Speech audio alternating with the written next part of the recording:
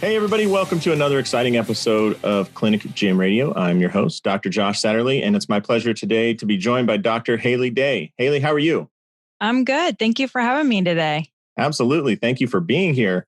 Now, Haley, you are, among other things, I think you have about 1,000 things you do, but one of them is you have a podcast as well called the Lifestyle Practice Builders Podcast, and then also the Lifestyle Practice Builders.com.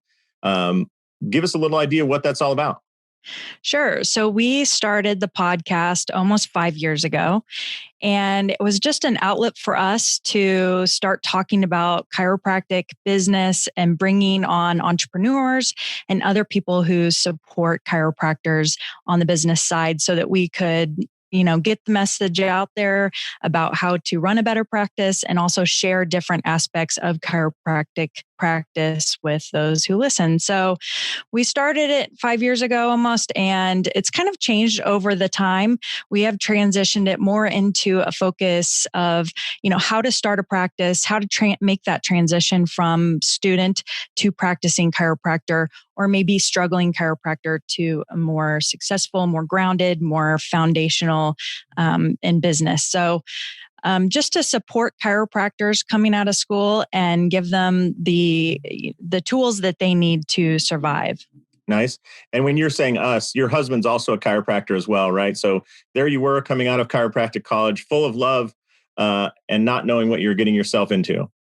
Exactly. We did it as a resource we wish we had when we started our practice. Yeah. My husband he's a natural born speaker. So he actually started the podcast, but over the 5 years, it's transitioned to more my thing.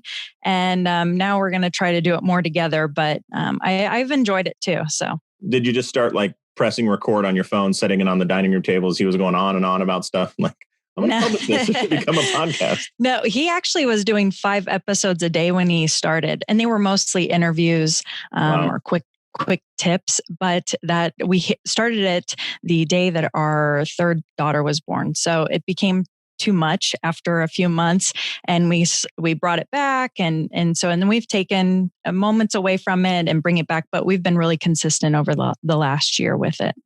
That's awesome. So along with this, we have plenty of student listeners, and we have a lot of listeners who maybe are working as an associate for somebody else and want to go out on their own. And I think the fundamentals of the principles you talk about work no matter where people are at. And like you brought up, if you're going through a rough patch, and God love everybody who, is going through that right now because of state mandates or space mandates or, something that's completely out of our control. It's never too late to go back and reinstall systems or principles or processes, right? Yeah. So we really think there are some foundational elements to the practice that people really need to nail right out of the gate before they even get started, to make sure that they're able to stay in the game and succeed. Because we've seen, several chiropractors that just got ahead of themselves and didn't establish those foundations and have to close. And so we'd love to see more students come out, be successful, and really succeed. Yeah. I have a friend who's a basketball coach, and what you're saying kind of reminds me of his story. It's funny. He said he had this kid that came in and was bigger than most kids, taller, and loved to drive to the hole and slam, right? Just loved to just dunk on everybody, as you would if you were a 12-year-old male and, you're able to. I think this kid's like 14, and they were playing on a 9-foot hoop, and he could dunk on everybody.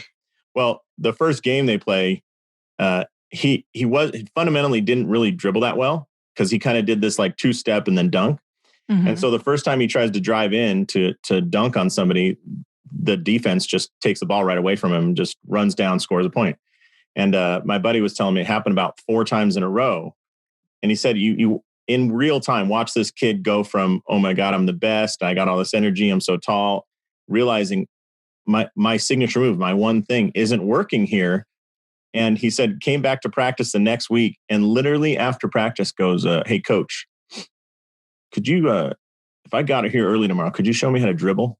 It's like, you're telling me you're in competitive basketball and you don't know, you're admitting that you don't know how to dribble, but yet I can't think of something more fundamental to playing good basketball than dribbling, long before dunking or shooting. But because that kid had that ability, he just got so enthralled with that. And then as soon as the defense showed him like, that doesn't matter, and we're going to take it away, the world became a somber place. So I'm sure there's some folks going into practice that are like, they got a lot of energy. They're used to being a great speaker or very charismatic. People love them. Maybe they were previously a personal trainer and know how to sell. All that's great. But sometimes the world, business is a great, it's objective. It doesn't care who your dad was or who your mom was or where you're from. It's going to treat you the same, and it's going to really show you what you do well, or maybe that you need to improve. Yeah, I think I will say we got lucky in a way. Maybe we opened up right after the housing crisis of 2008. And so we got lucky in a sense that we knew what was going on. Like the students coming out today, at least they know what happened last year and that there's some uncertainty.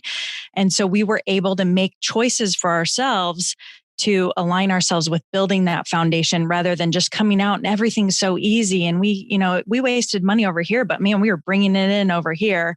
And so that's not as important. But when you have to really think about every penny you're spending and you have to be very intentional about the time you spend marketing and patient care and all of those things to build your practice, then, we were supporting each other through that and knowing that the odds were against us. So I think that really helped us out. Nice. Well, it's great that you also tested it in possibly the worst economic time we can think of, although 2020 is trying its best to compete with that for a lot of people, right? Yeah. Yeah. So you kind of talked about 5 different things that you notice are really principles to making a great transition. And if it's all right with you, I'd love to dive into those and start out and just give people kind of a roadmap of maybe the 5 things to make sure they address or think about as they're making that transition in their own practice. How's that sound? That's wonderful. I sat down and I thought, what would really help students or associates that want to start their own practice out? And I thought these 5 things are so foundational and so important to really understand. Some students have never had a job. And so you really need to understand what is business. And so I wrote this ebook. It's on our website. You can download for free. It's called The 5 Things You Must Know Before You Start a Practice. And so the first thing we can start with is mindset. And there's a lot of things around mindset, and it's kind of a hot topic, I would say right now. But I talk about 3 things I think are really foundational, 3 things I think really helped us. And this is independent of any way they want to practice. I mean, they might be a Gonstead practitioner. They might really believe in fitness. They might really want to do MPI or McKinsey. Doesn't matter. Just make sure that make sure your mindset is ready. And you've got 3 tips there. Yes. And so it goes for anyone. It really starts with a vision of what you want your practice to be. And like you said, all those different things, it can be any one of those things. And then having the mindset going into business that you're going to thrive. And the 3 things that I talk about that I think really helped us, the mindsets that we had, were being resourceful. Coming out during the time housing crisis, we had to be resourceful. Some of the stuff we had in our practice came from Craigslist. It was free from family members. We collected it while we were in school that we knew we would need it. Resilience to, okay, this month wasn't good. What can we do to make next month better? And then adaptable, which also goes along with that, but really being adaptable to the economy, to our circumstances, and making what was working for us to really strengthen that, and what wasn't working against us to figure out how we could fix those issues. So, yeah, I love that. I remember, it's resonating with me when we opened our first practice. I can remember our landlord walking in. It was a fairly large office building. And he said, listen, we can't put a sign up, a monument sign up like we thought we could. The city didn't approve it, blah, blah. And I remember just being heartbroken, like just absolutely destroyed, like, oh man, there's not going to be a sign. And really in the end, putting a sign up matters very little. Maybe it reminds people who are already on their way to you where you are, but putting that up in an office, outside an office building, when there's a monument sign, for those listening, is like where you see 30 different offices listed on the sign out front. Really, that would be very little. But man, I wish I had some more resilience back then to just be like, well, that's just how it is. I mean, the city didn't approve it, so move on because there's nothing you can do about it.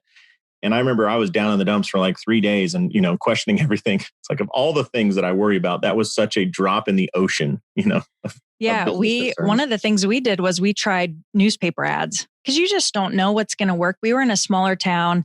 And so we thought, let's commit to 5 months of newspaper ads. And so we did it. Not one patient came in from it. They're not cheap, but we reached out to the people at the newspaper and said, hey, this isn't working for us. What could we do? And they said, well, we'll send someone out. We'll do an article on you.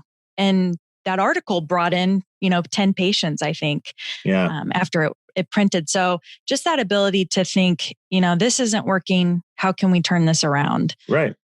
Or find something else that's working, or, reach out to people. I think a lot of students, they maybe aren't nice to the teachers at school. And, you never know when someone can help you out with an issue, to be able to call them, a past employer, and just ask them, hey, I'm really struggling here. Or a peer. We called other students that we'd graduated with and said, hey, what's working in your practice? this is working for us. So I think that communication and relationships are so important for that too. That's what's in the right place. That's what's going to grow your practice, is the relationships more than anything else, but yeah. So having that mindset, and you talked a little bit about something I just want to clear up for those listening. Like you said, visualize what you want. And I think when I was coming into practice, it was, maybe I didn't feel worthy of thinking about exactly what I wanted, or, how I wanted it. Because if I were honest, what I really like doing is starting early and finishing around 3 or 4. My energy just is gone after 4 o'clock. Even working from home, doesn't matter what I've done in my life. I'll show up to work at 5 a.m., but please don't ask me to work past 3:30, And so really what I'd love to do is have a practice where it's like opens early, and then end the afternoon at 3, and go to the gym, go on a hike, go out, play sports, whatever, just not be inside in front of a computer in front of patients. And I didn't have the guts to say, like, that's what we're going to design this thing around, and I will tell you, if you talk to any of my patients in those first 3 years, if they got care around like 4 p.m., it was not what I was delivering at 9 a.m., So yeah, and you're going to make up for that too by being there earlier, and there's going to be patients that appreciate that. So, oh man, we worked with a bunch of triathletes, and out here in Vegas, it'll be 95 degrees at 5 a.m. So they'll do their morning runs sometimes at like 3:30, 4 a.m, just to stay out of the direct sun. And we had people like, hey, if I paid extra, would you see me at like 6 a.m. or, 5:30? And I was like, well, I don't know what are you thinking? They're like, well, the cost of the visit plus, I don't know, $50. And I remember early on in practice, like, we do have some openings then. Come on down. Like that extra $50 cash was like, heck yeah, I'll do it. But it's funny. Like I just never had the guts to say that and design that practice that I wanted. Yeah. And I think there's so much clarity is important. And so then that's our second thing, is when you're putting the business plan together, you're going to think through all of those things. So the second part to the 5 things you must know before you start a practice is a business plan. And I think even if you're, business plans are best if you're getting funding, if you're going to go to a bank for a loan, you're going to ask a family member or a friend, then it's really good to have a business plan. But even if you don't do that, having a business plan where you really sit down and think about the reality of all the numbers, how much you're going to charge, how many people you think are going to come in, how you're going to market, and your vision for the practice and how it fits in the community that you're going into, and what the competition might look like. But all of those things will give you a really clear picture of where you're headed. And if you're on course, once you start, are you on course? And if you're not, what do you need to do to course correct and stay along? I think a lot of chiropractors, played sports in their life. And I think when you hear business plans, sometimes people think that it's just going to be this way. And really, I think it's like, think of your business plan like a playbook. You're going to run plays. You still have to react to what the other people on the court do, the defense, and like you made this play about, we're going to launch 5 months of newspaper ads. And then you have to react to what happens when they don't, you don't just lay down and quit. You go, okay, well, what can we make out of it? I'm a big football player. Like if your pass gets intercepted, what do you do? Do you just walk off the field and wipe your hands of the game? No, I don't care who you are. You're going to tackle whoever has the ball, or you're going to make moves in response. And that may happen every day. You're making responses, or monthly. but that doesn't mean you don't have a plan going into it. Like we're running this offense or we're running these plays. It's totally normal to do. Now, along with that, Haley, I mean, I know you guys have done a ton of interviews.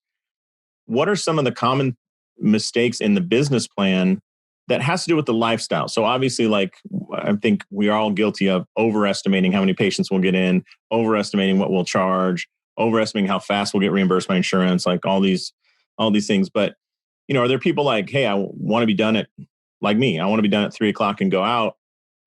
What does that mean? Or what are some other things you see as big mistakes people make in their business plan?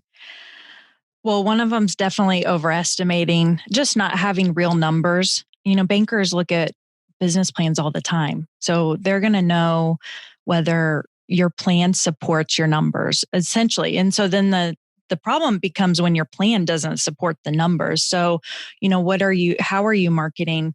And where are you marketing? And then another problem is that people want to serve everyone.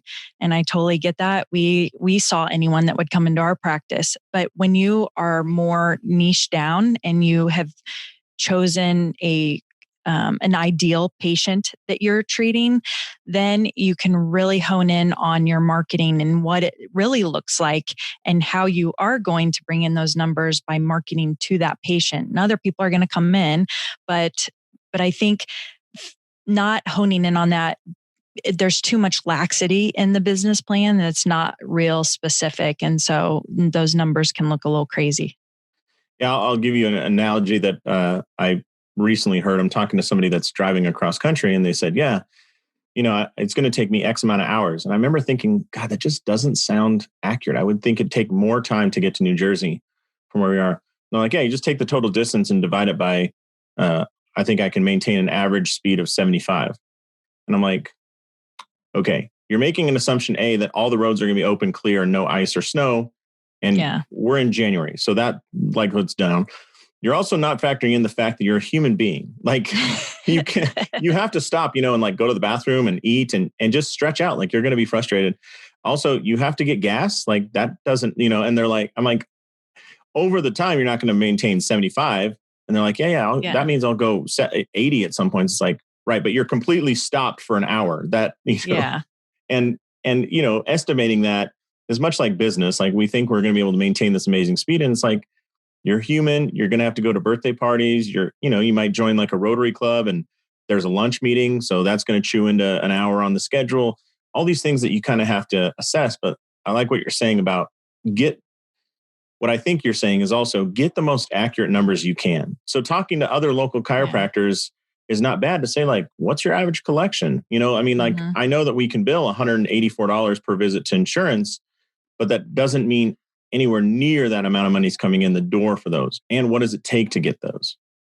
Yeah, because we've had our practice in Colorado and then in Kansas City, and it's very different. The climate, the chiropractic, what it pays, and insurance, and the amount of chiropractors, and the population, and so all of those factors need to be taken into consideration. Nice. Yeah. All right. So you talked about mindset and you talked about business plan. What's the next thing?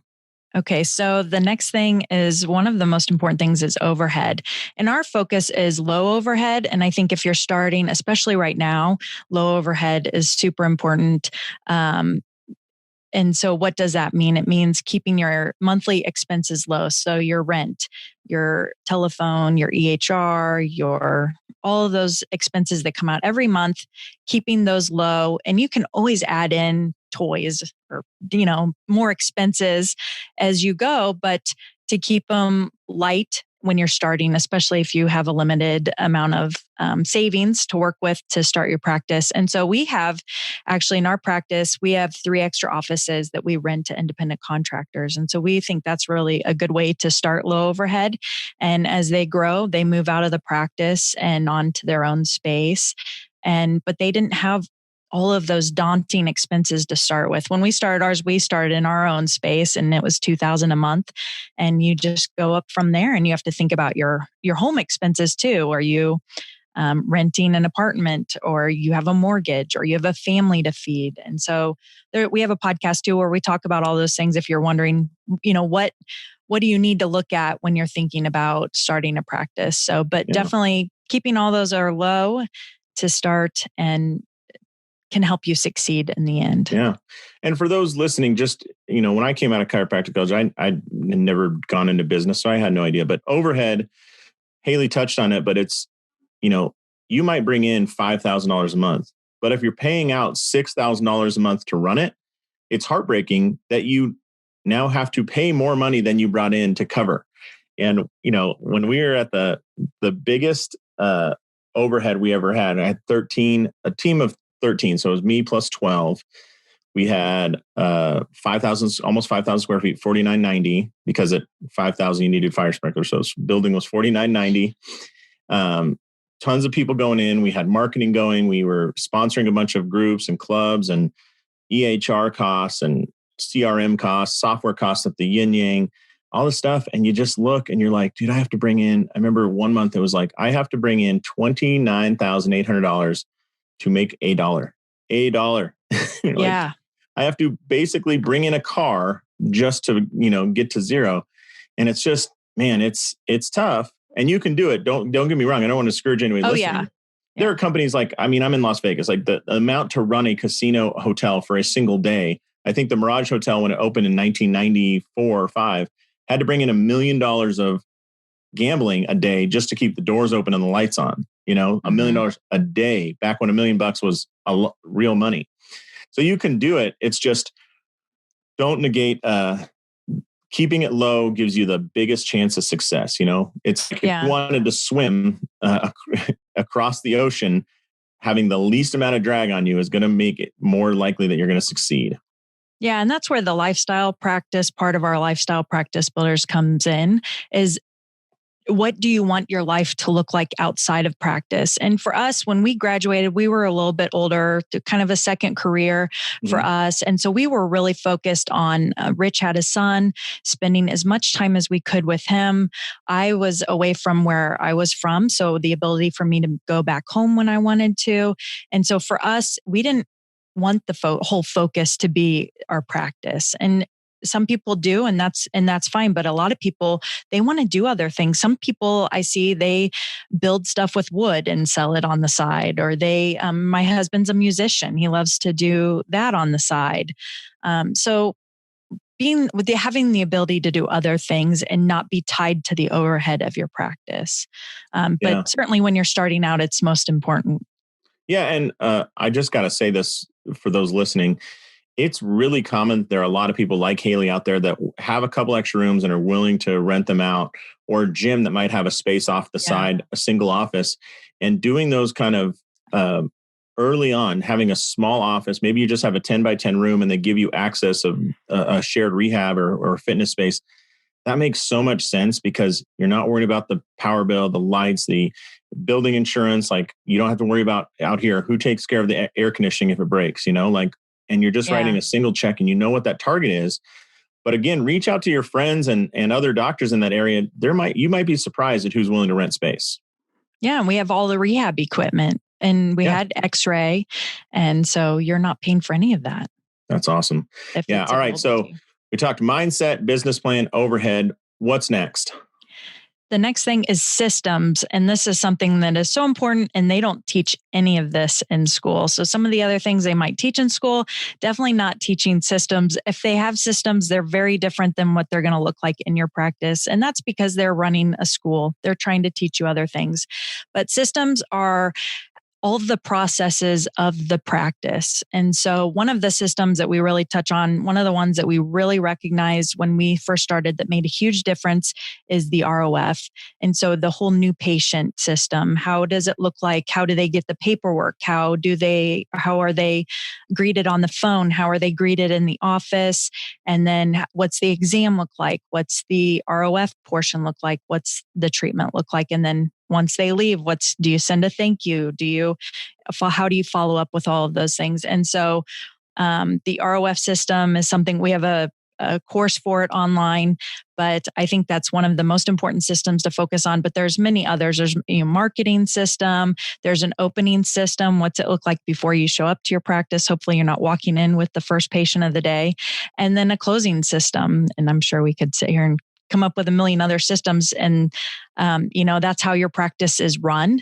And if you ever want to have a second practice, you need to have those all dialed in and functioning appropriately. So I love it. I know we're going to talk about marketing in a second, but for those, if you go back and listen to what Haley just said about, how do you handle things? How do they get their paperwork? How do you do the follow-up? How are they greeted on the phone? All of those things. One of the best marketing plans ever, and you'll every once in a while, you'll see some company do this, but send out a message, an email, a text message, whatever, telling the patient, hey, FY, here's what's going to happen tomorrow when you come in. Step 1 is we're going to do this. Step 2 is this. Step 3 is this. Step 4 is this. And then when they come in, crazy thought, you actually do what you just told them, exactly what was going to go down. You manage their expectations, and B, it is so reassuring. It builds so much trust. It feels so good when a company does that. I remember we were getting tires for our car, and they said, all right, they sent us an email. Here's what's going to happen. A, B, and C. It was like, you'll drive in. Our technician will take your car from the parking lot and pull it into the shop. We're going to lift your tire up, inspect, blah, blah, blah, blah, or lift the car up, inspect all the tires. And then we're going to find the right tire for you. At that point, I had no need to have the best price in the valley. It was just that they told me what they're going to do. They did exactly that. And, when the technician's asking for your keys, it's not like, why? You're going to drive it. He's like, yeah, we pull it in. Just like we said we were going to in the email, just like we said we were going to on the phone. And it builds so much trust that I was like, if you come forward and say that every tire on my family car is $400, that's just what it is. And I think a lot of people don't do that. And it's you're saying systems, it really sucks when somebody refers a patient to you as well. And one patient had a totally different experience than the other. And that's why they refer. They're like, oh yeah, go to Haley. She does X, Y, Z and does these tests. And then the next person goes in and it's nothing like what a friend said. It's like, am I in the right place? Are you? And now they're wondering, and you don't ever want them to do that. Yeah. And you want it to be kind of the same in a sense for everyone. Everyone's going to come in for different reasons, but you want them to have a similar experience so that when they do send someone in, they know they're going to get the same thing. That's why they're going to refer to you. Yeah. And also if you want, right away, most people don't hire, but at some point you'll hire somebody, probably a front desk or a customer service person, aka front desk, answer phones, send out paperwork and whatnot. And if you already have that checklist down for what they do, you say, hey, here's what you're going to do, and here's how I'll grade you. It's super easy to have that person and tell them what you're looking for, and to know, are they doing a great job of it? Because just follow this checklist. Yeah. And they're carrying on what you've been doing. Hopefully you're not going to not change the trash until you hire a CA. You show the CA, no, this is what I do every day. I change the trash at this time. Right. And if you can do it, then then you'll do it from now on. But if I see it's not getting done because you're working with a patient, I'm going to do it. Right. And so everyone in the office knows how things get done, why they get done, and we can fill in for each other. And it's a teamwork environment. So I love it. Well, you're talking systems. I know we're going to move on to marketing, but would it be all right if I do a little live read here, Haley? Go ahead. Take a sip of coffee or water and get ready for our talk. This episode is sponsored by Clinic Gym Connect. Clinic Gym Connect is a text message-based marketing communication software, and it allows you to also build systems. So, for example, if you want to set up an automation where every patient, before their new patient exam, gets a text message with a list of things to wear, where to go, a picture of the outside of your office, what to bring with them, you can systematize your practice. You can satisfy your customers and really wow them, and also allow them a avenue to communicate with you if they have any questions. So, for example, if you say, bring any X-rays or MRIs you have because you want to look at those, somebody might reply and say, I have some that are like 9 years old. Do you still want those? And if you don't think they're pertinent, then you can quickly and easily say, no, that's all right. Just bring whatever you have. I'm looking forward to seeing you. People love the communication. And the reason we love text message-based communications because they get open, they get read, and they get replied to. Email rarely gets open, even less rarely gets read, and it's like only unicorns get replied to. So stop using email as your primary means of communication. You want to build a relationship with your patients, and a relationship comes from clear communication that actually occurs. And the best way to do that is through text messaging. So if you're interested in checking it out, Go to clinicgymconnect.com. Again, that's clinicgymconnect.com, and you can see the other features there. And with that, let's go back to Dr. Haley Day. All right, Haley. Yes. So definitely relationships. I think that's a wonderful system. And I think any way you can automate, the reason you come up with systems is to be able to automate it. And once you've figured that out, then you can save yourself time and money and heartache by getting it done quicker and without having to think about it. So having something like that would be wonderful. Yeah, we can build any automation you want. And all you have to do is what's called apply a tag. So like if you're coming in and I want to do the, let's say that you're a runner, I can send the runner. I just do one click, tag you with runner, and it knows when to send videos, when to send questions, maybe a survey out. I can make a different one for golfers. So like I work with a lot of golfers. I need them to bring in their clubs the first time and wear their golf shoes. And, it's different. I don't want anybody showing up in just regular gym shoes because there's certain reasons we do those tests. And so having that automated text message is so useful and it saves so much time. Oh my God, it saves time. Yeah. And once it's set up, you don't have to think about it. Yeah, it's great. And it just no matter who's tagging them, you, me, the front desk person or my wife, they're going to get the same videos at the same time with the same details. So I love it. And it sounds like you're cut from the same cloth. What was the fifth thing that you wanted to talk about? So the fifth thing is marketing. And if you do not know how to market, then that's something that you need to focus on because that's one of the 5 things that you must know before you start a practice. Like I said, we tried so many things. When you come out, I think when you were on our podcast, you said, I asked you, what would you do if you were starting a practice now? And you said, I would do the same thing every day for the next 3 years. I'd get my coffee at the same place because you're building that relationship.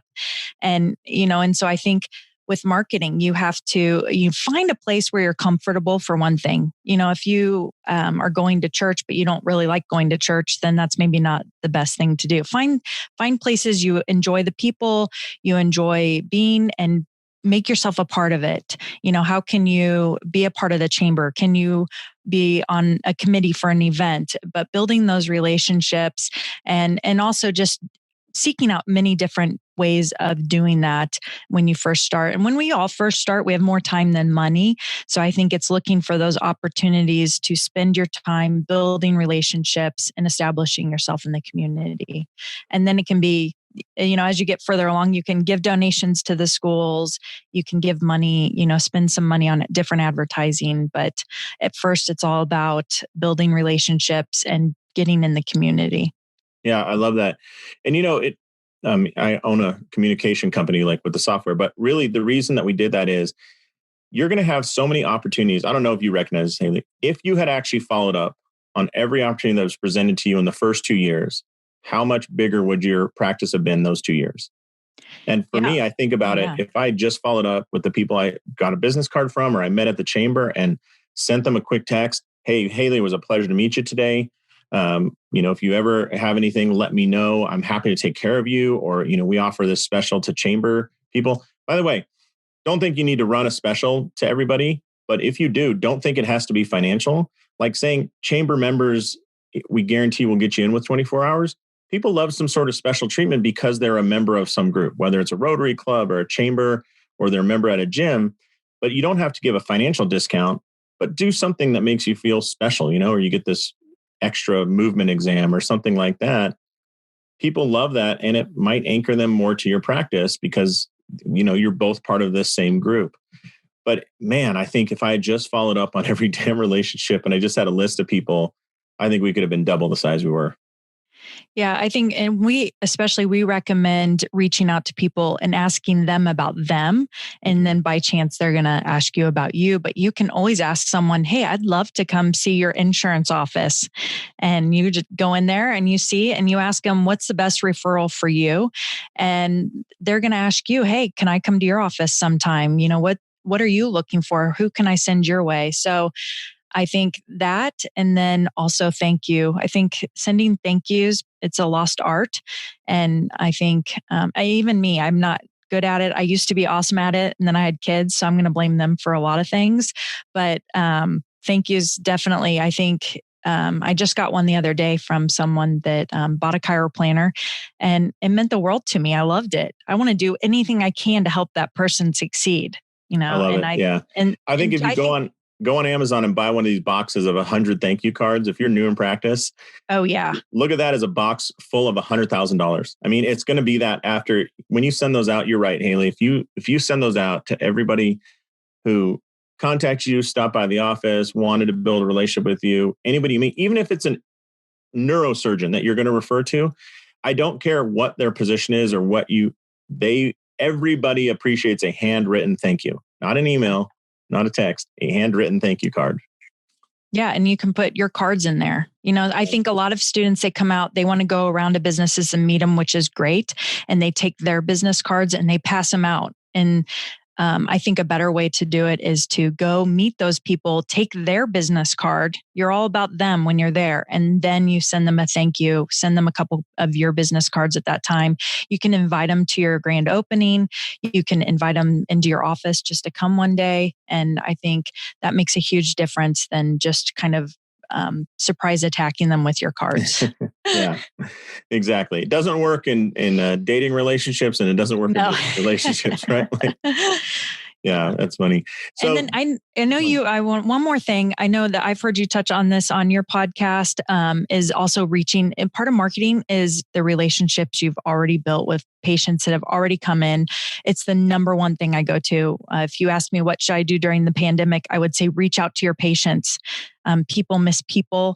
And to know that you care about them and how they're doing means the world to them. And if they need to come in, they're going to come in. And if they don't, they don't. But right. I think that's where you start. And I'm glad you brought that up. And thank you for listening to the podcast, by the way. Yeah. It's quite an honor.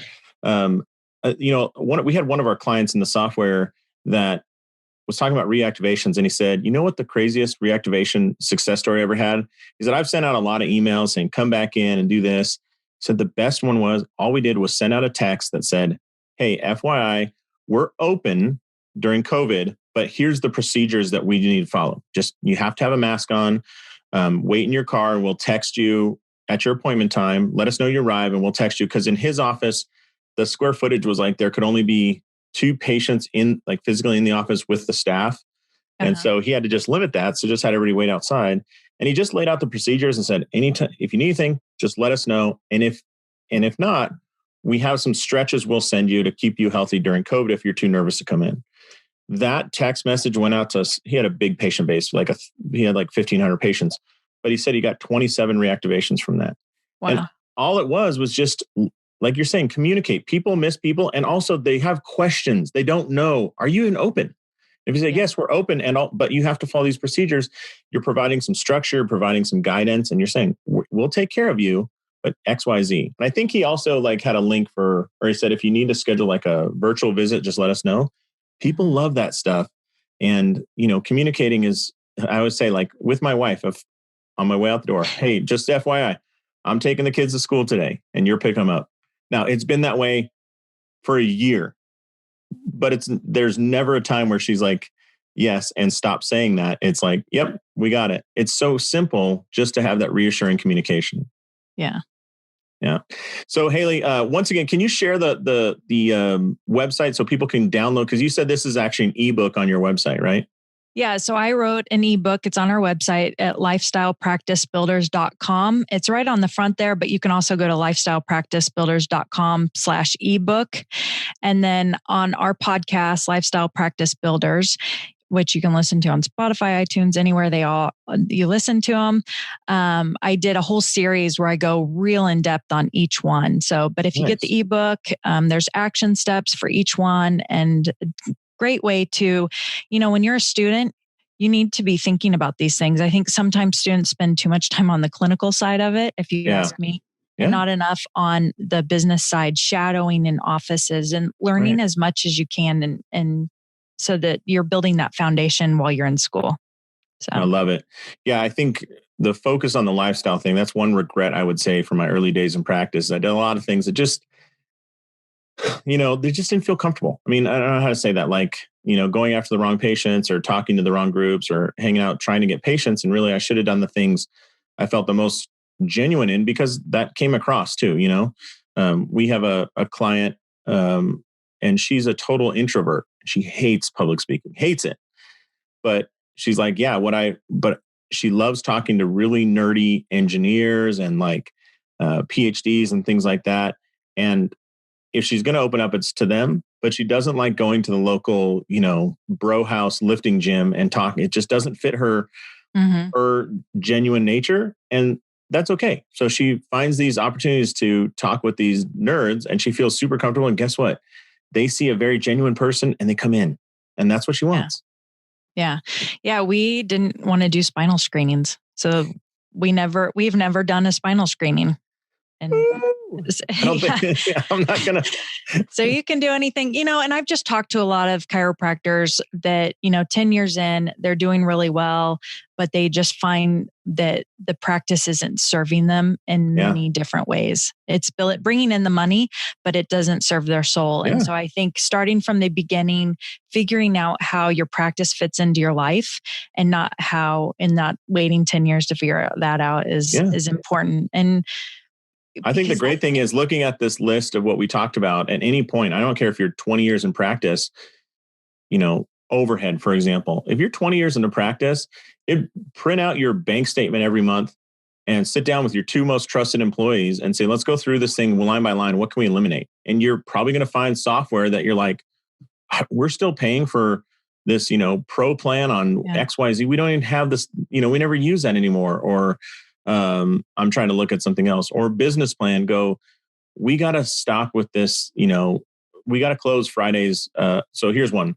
We started closing on Fridays at 1 p.m. because we realized we'd get all these people who are scheduled like 3 p.m. to 5 would call in and cancel. And over a 6-month time, less than 50% of the people who were scheduled for Friday afternoons came in.